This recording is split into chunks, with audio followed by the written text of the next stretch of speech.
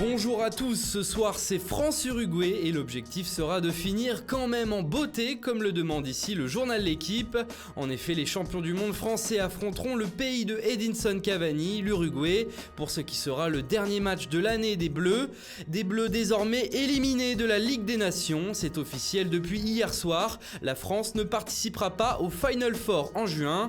La faute à Virgil van Dijk et aux Néerlandais qui ont arraché le point du match nul chez les Allemands de partout. C'est un but à la 91e minute du défenseur de Liverpool qui permet aux Oranges de confirmer leur renouveau. Et c'est juste assez pour passer devant l'équipe de France au classement du groupe 1. Les Pays-Bas sont donc qualifiés en compagnie du Portugal, pays hôte, de l'Angleterre et de la Suisse. L'Allemagne est quant à elle reléguée en Ligue B. En Espagne, on ne s'intéresse qu'au mercato d'Adrien Rabiot. Il veut venir au Barça, s'exclame le journal espagnol Mundo Deportivo aujourd'hui. Le Français aurait déjà dit oui au club Blaugrana et aurait indiqué aux dirigeants qu'il voulait jouer au Camp Nou l'an prochain. C'est sa priorité. Pour rappel, le Parisien n'a plus que 7 mois de contrat au PSG. Et dans ce cas, si Rabiot change d'avis, l'Italie voudrait également en profiter. Selon le Corriere du Jour, l'Inter et la Juventus voudraient aussi récupérer le Parisien gratuitement le 1er juillet prochain.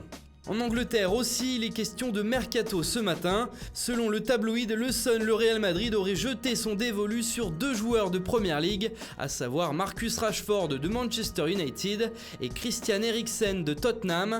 Pour réaliser ce double coup, les Madrilènes ont prévu un budget de 90 millions de livres, soit 100 millions d'euros.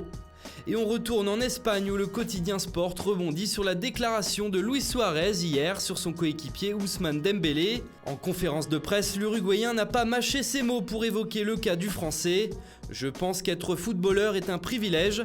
Je crois qu'il devrait se concentrer davantage sur le football et s'inspirer d'exemples de professionnalisme qu'il y a dans le vestiaire du Barça. Il doit être plus responsable », a-t-il déclaré.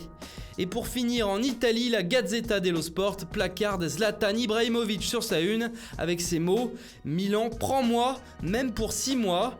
En effet, selon le journal italien, le joueur du LA Galaxy souhaiterait revenir chez les Lombards, et cela dès janvier. Pour rappel, Ibra avait porté les couleurs rossoneri entre 2010 et 2012. Voilà, c'est tout pour ce matin. Bonne journée à tous et à très vite sur Foot Mercato.